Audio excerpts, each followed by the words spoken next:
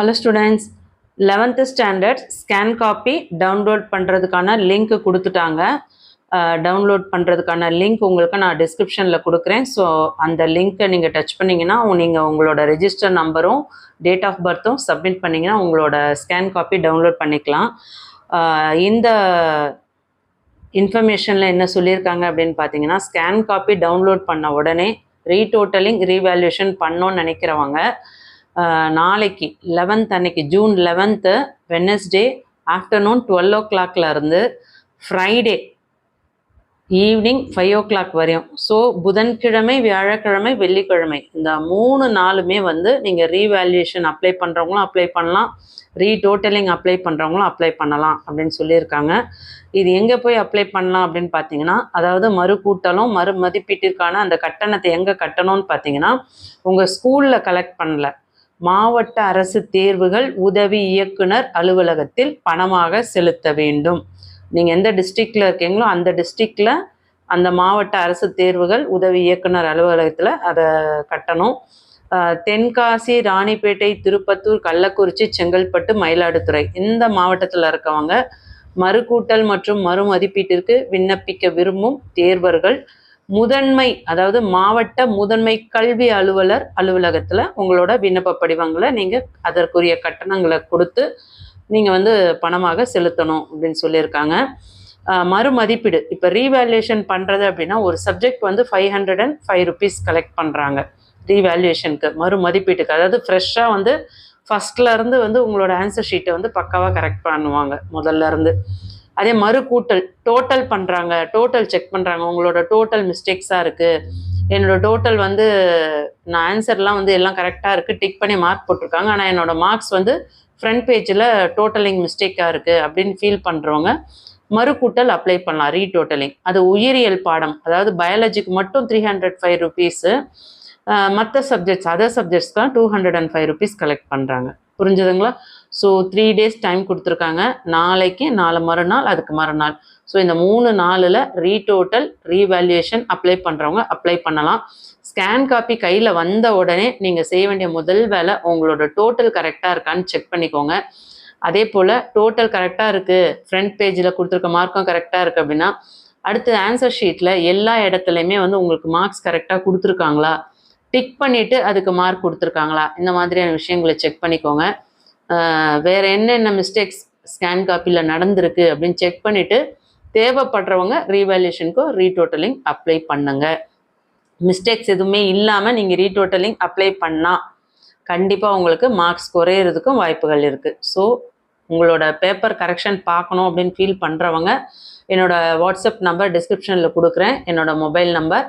So வேணுன்றவங்க share பண்ணுங்கள், உங்களோட பிடிஎஃபை செக் பண்ணி என்ன ப்ராப்ளம் சொல்லுங்கள், கண்டிப்பாக உங்களுக்கு என்னால் முடிஞ்ச ஹெல்ப் நான் பண்ணுறேன். சரிங்களா? உங்களோட ரீவேல்யூஷன் ஃபார்ம் பாருங்கள், நீங்கள் tn.dg.government.in இந்த ஆப்குள்ளே வந்தீங்க அப்படின்னா உங்களோட ஹையர் செகண்டரி ஃபர்ஸ்ட் இயர் எக்ஸாமினேஷன்ட்டு உங்களுக்கு இந்த அப்ளிகேஷன் ரீவேல்யூஷன் ஃபார்ம் இருக்கும். ஸோ இதில் உங்களுக்கு எக்ஸாம் ரோல் நம்பர் எழுதிருங்க, கேண்டிடேட்டோட உங்களோட name of the letter block லெட்டர்ஸில் எழுதுங்க.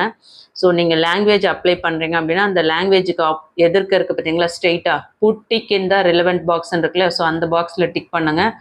இல்லை இங்கிலீஷ்னால் இங்கிலீஷ்க்கு நேராக டிக் பண்ணுங்கள். இல்லை இது ரெண்டுமே இல்லை மெயின் சப்ஜெக்ட் அப்படின்னா நீங்கள் ஒரு சப்ஜெக்டா இல்லை 2 சப்ஜெக்டா, எந்த சப்ஜெக்ட் ரீடோட்டலிங் அப்ளை பண்ண போகிறீங்க, ரீவேல்யூஷன் அப்ளை பண்ண போகிறீங்க அப்படின்றத யோசிச்சுக்கோங்க. ஸோ இந்த ஃபார்ம் பார்த்தீங்கன்னா ரீவேல்யூஷனுக்கான ஃபார்ம். ஓகே, ஸோ இதுக்கு நேராக டிக் பண்ணிவிட்டு அந்த அமௌண்ட்டு நீங்கள் ஒரு சப்ஜெக்ட்னா அதோட டோட்டல் கீழே எழுதுங்க, இல்லை 2 சப்ஜெக்ட் அப்படின்னா 1100 rupeesன்னு கீழே எழுதுங்க. இல்லை நான் 4 சப்ஜெக்ட்டுமே ரீவேல்யூஷன் போட போகிறேன்றவங்க அந்த அமௌண்ட்டை டோட்டல் பண்ணி எழுதுங்க. So number of subject applied for revaluation, எத்தனை சப்ஜெக்ட் ரீவேல்யூஷன் நீங்கள் அப்ளை பண்ணுறீங்க அதை இங்கே எழுதுங்க.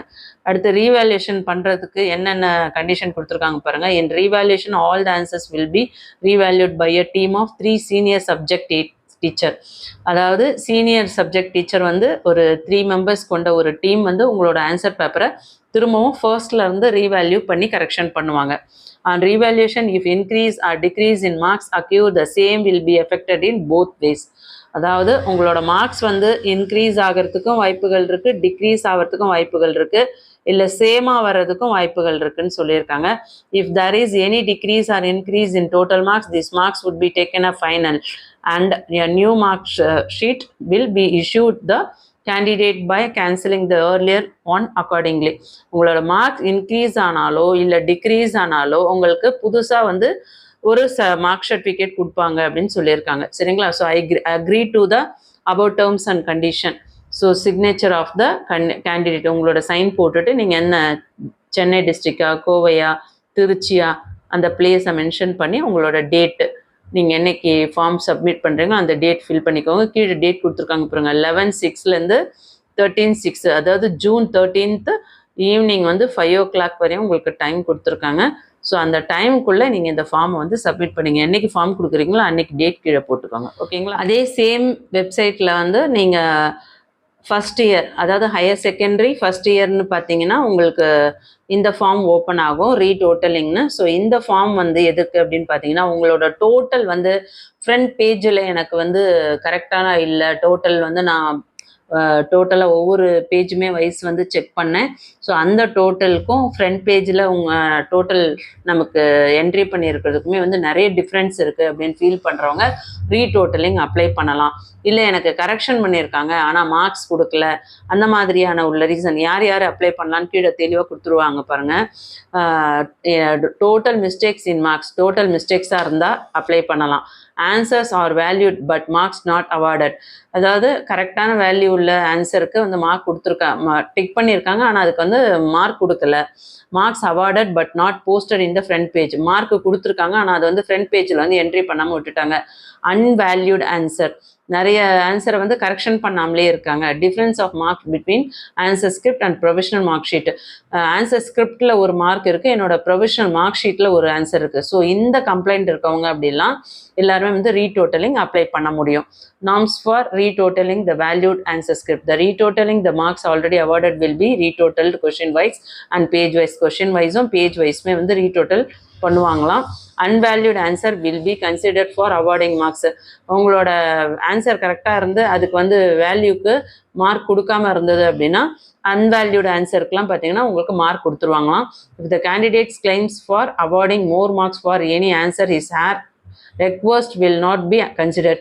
நீங்கள் எக்ஸ்ட்ரா மார்க்ஸ் கேட்டு, அதாவது இந்த மாதிரி ரீசன்லலாம் மார்க்ஸ் இல்லாமல் நீங்கள் வந்து ஒரு 5 மார்க்ஸ் கொடுத்துருக்காங்க, உங்களுக்கு 2 மார்க்ஸோ இல்லை 3 மார்க்ஸோ கொடுத்துருக்காங்க அப்படின்னா எக்ஸ்ட்ரா மார்க்ஸ் கொடுக்க சொல்லி நீங்கள் ரீசன் இல்லாமல் கேள்வி கேட்குறீங்க, மார்க்ஸ் கேட்குறீங்கன்னா கன்ஃபார்ம் வந்து ரீடோட்டலிங்கில் மார்க்ஸ் கிடைக்காது அப்படின்னு சொல்கிறாங்க.